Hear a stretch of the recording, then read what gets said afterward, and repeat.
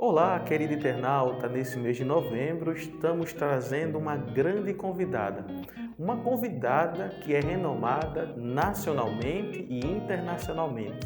Ela vai se apresentar para você. Então, bora para a vinheta!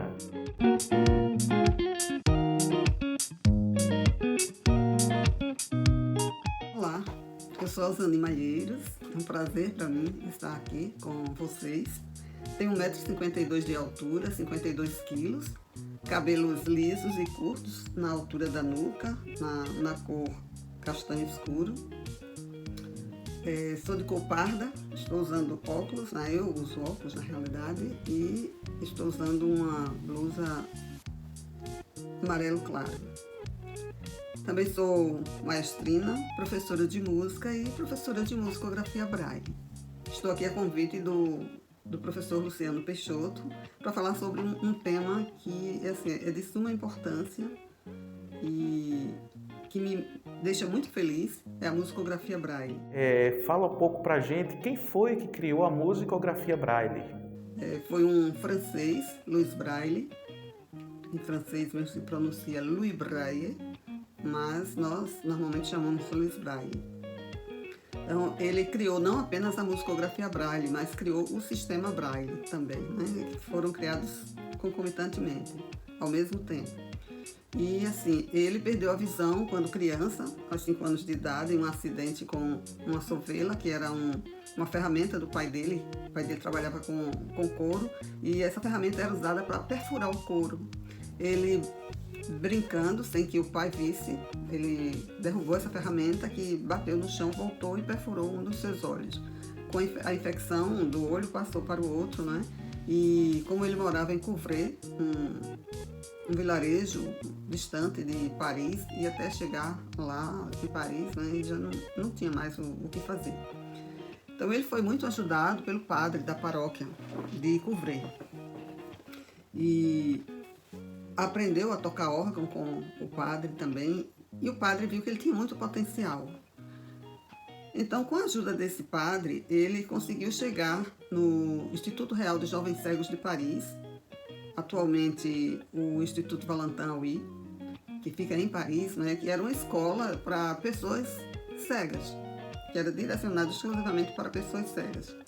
Então, eles aprendiam a ler com as letras da grafia que nós mesmos usamos, nós pessoas normovisuais.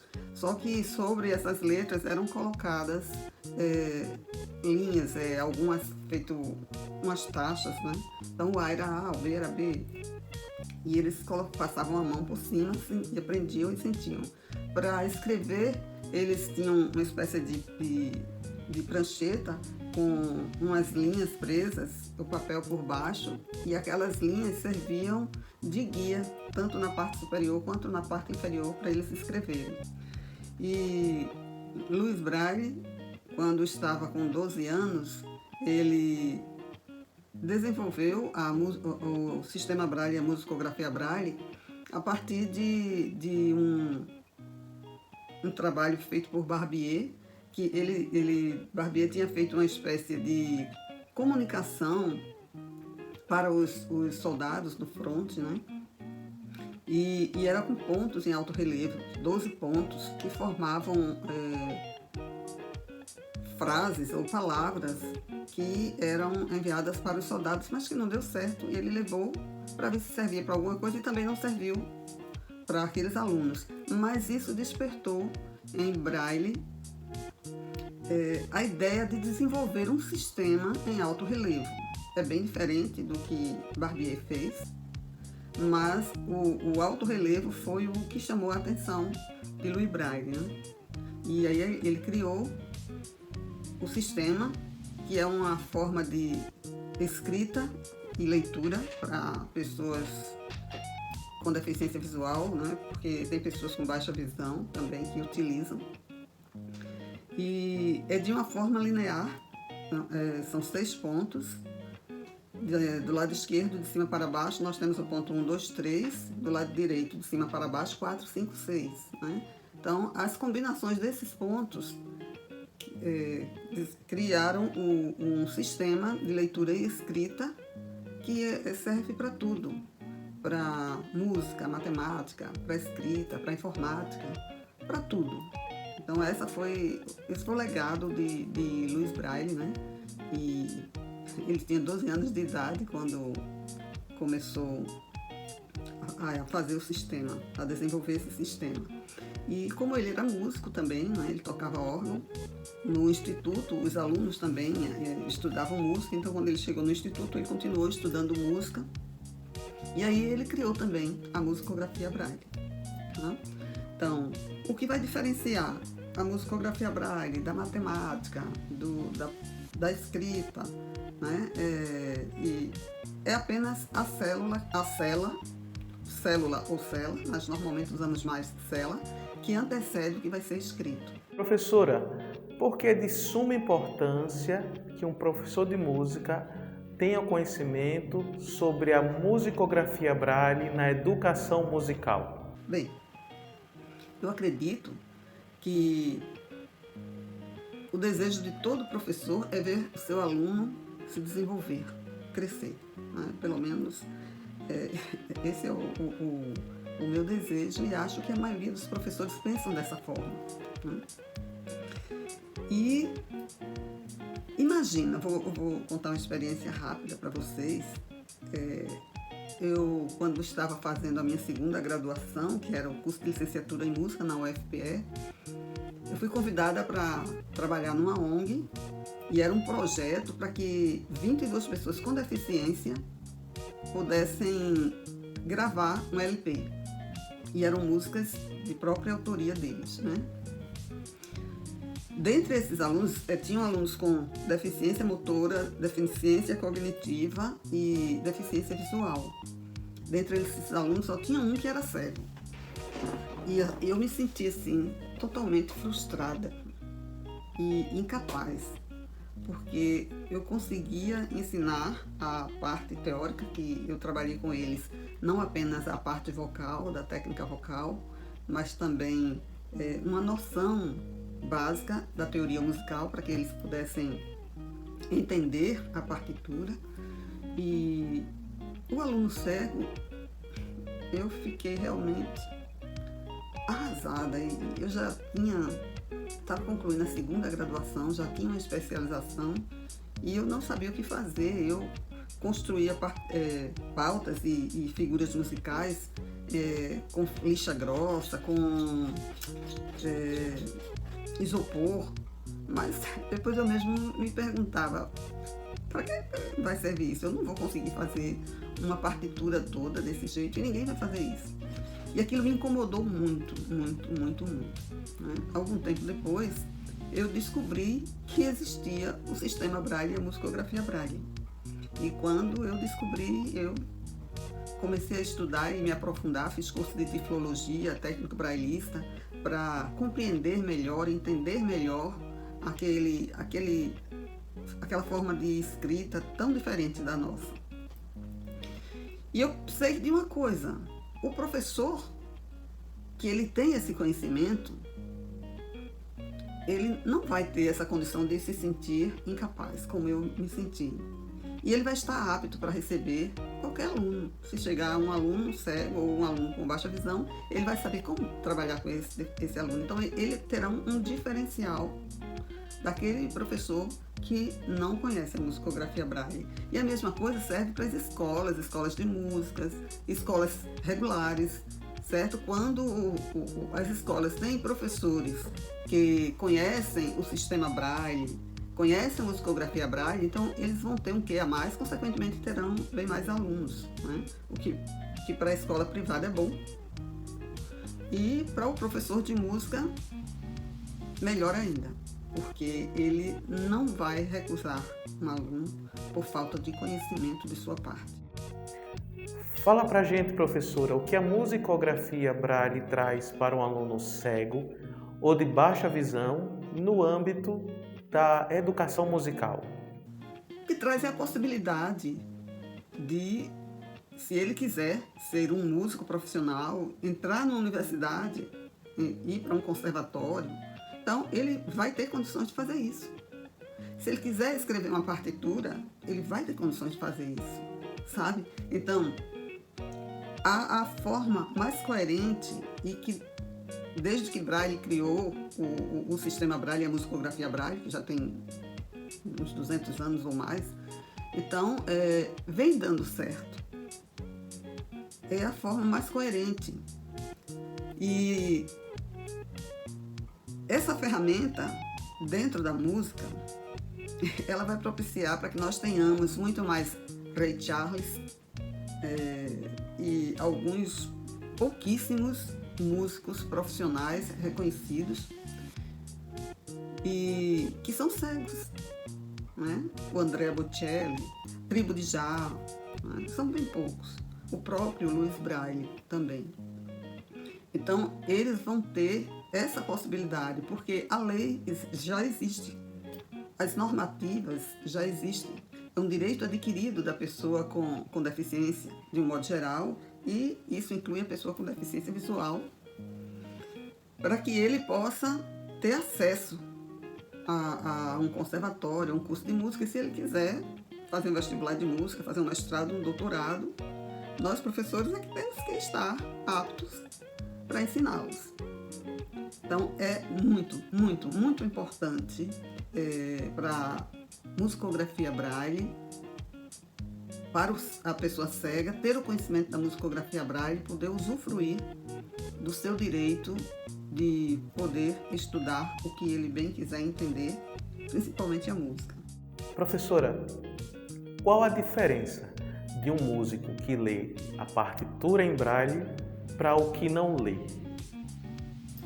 Se você lê uma partitura em Braille, claro que você vai avançar bem mais do que aquele que não lê. Ensinar de ouvido limita muito. Existem alguns estudos que mostram que o músico cego ele pode estudar usando cifras. Tudo bem, eu concordo. Mas cifra faz parte da teoria musical. Não é só trabalhar cifra. Mas imagina que se você põe uma partitura e põe pelo menos a melodia com as notas e as cifras em cima. Então, ele vai saber só as cifras e a melodia não? Com a musicografia Braille, você pode colocar tudo. Pode colocar a parte da melodia com as notas e pode colocar as cifras. E é importante, muito, muito importante, que o aluno cego, ele leia uma partitura da mesma forma que um aluno normovisual. O que vai diferenciar uma coisa da outra é simplesmente a grafia. Nós temos uma grafia diferenciada para cada coisa, né? Temos uma grafia para escrita, temos uma grafia para matemática, temos uma grafia para música, para geometria, temos grafias diferentes.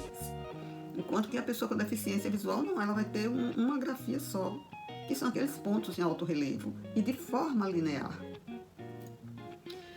E o músico, ele precisa, sim, ele precisa ler a partitura, seja ele normovisual ou com deficiência visual.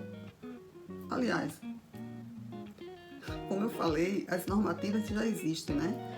Nós temos aí a Agenda 2030, na última reunião da ONU, em 2015, onde eles têm 17 ODS, que são um desenvolvimento social, e dentre essas ODS a gente tem a questão da educação. E a educação, eles querem que essa educação seja uma educação de qualidade, equitativa, né? Então, para que seja equitativa, é necessário que nós possamos receber todas as pessoas em sala de aula, né? Não segregar, ou não escantear, ou não dizer que não recebe, porque não tem o conhecimento devido. E até 2030, a fome já tem que ter sido erradicada. A educação, como eu falei, né? Ela tem que ser uma educação para todos. Esse é o objetivo da Agenda 2030, que a gente tenha um mundo melhor, uma qualidade de vida melhor, tá? Então, se um músico ele lê a partitura em braille, ele vai ter muito mais recursos de crescer dentro da área da música, vai ter muito mais condições de se desenvolver e de poder ajudar outros. É um diferencial também. Além do que, repetindo, vai ter a oportunidade de se profissionalizar e fazer daquela profissão até o seu próprio meio de vida. Professora Osani, o que está faltando para a musicografia Braille ser reconhecida no mundo ocidental? A musicografia Braille ela é reconhecida no Ocidente, no Oriente, na América Latina, não por todo mundo, mas, poxa vida, gente, tem uns 200 anos já que o sistema Braille existe, que a musicografia Braille existe. O número de pessoas com deficiência visual é grande. O último censo do IBGE, em 2010, ele mostrou que o Nordeste, como ele dividiu o Brasil em regiões, mostrou que o Nordeste é o local onde mais tem pessoas com deficiência visual, né? Alagoas, Maceió, vamos falar de Maceió, não vou nem falar de Alagoas. Maceió tem mais de 15 mil pessoas com deficiência visual. Esse levantamento foi de 2010. Aqui em Recife tem mais de 29 mil pessoas com deficiência visual.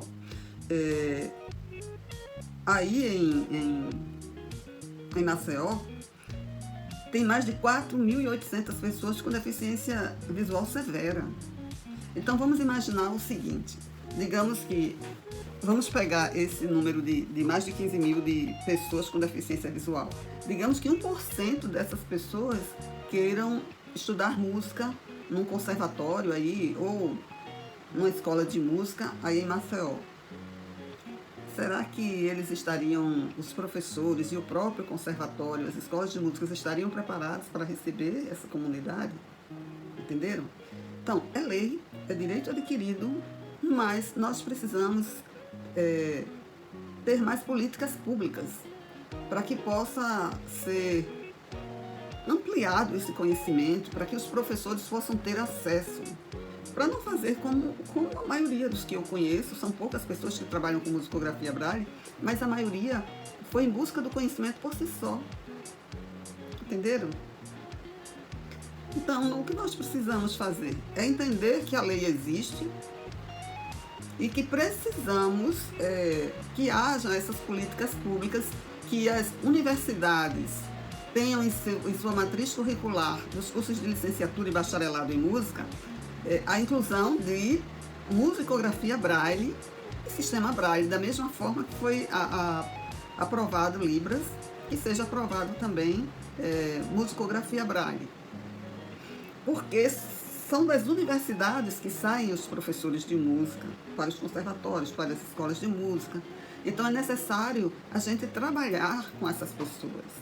É necessário a gente reivindicar que as leis sejam cumpridas, porque as leis já existem, né? E é isso. Eu costumo dizer assim, que são poucas as pessoas que estão trabalhando com musicografia Braille, e sempre que eu participo de algum evento, de um congresso, ou vou dar alguma palestra, algum curso, eu sempre costumo dizer que assim, somos como formiguinhas, pouquinhas, mas que eu espero que logo, logo nós sejamos um grande formigueiro e que a pessoa com deficiência visual, com cegueira, a pessoa com deficiência de um modo geral, ela quando quiser, não, eu vou estudar música, ela possa chegar num conservatório, chegar numa escola de música e, não, claro, faça o teste, como todas as outras pessoas, certo? Então, professor Luciano, muito obrigado pelo convite, estou aqui à disposição e foi um prazer enorme conversar com vocês sobre este tema. E vamos assim nos unir, vamos lutar para que a musicografia Braille ela realmente possa entrar nas universidades, fazer parte dessa matriz curricular, para que as pessoas com deficiência visual elas tenham o mesmo acesso que as pessoas normovisuais, tá bom? Foi um prazer. Beijo. Professora, eu fiquei muito feliz com esse nosso reencontro, mesmo sendo por meio de um vídeo, mas que a gente possa se reencontrar pessoalmente para conversar, trocar ideias. E muito obrigado mesmo pela sua disponibilidade em ter esse pouco tempo para falar, conversar de um tema que é tão caro para nós, um tema sobre a musicografia Braille. Essa importância da musicografia na vida dos alunos, na vida dos professores de música que querem se debruçar constantemente na educação especial. E você, querido internauta, fica ligado para o próximo mês. Aproveita, compartilha esse vídeo, divulga. Se não é inscrito no nosso canal do YouTube, clica lá no joinha, clica para receber também as notificações por meio do sino e também nos segue no Instagram, @escola.musical. Esse vídeo está muito bom, tem um conteúdo muito interessante e espero que você possa compartilhar, tá bom? Um forte abraço e fica com Deus.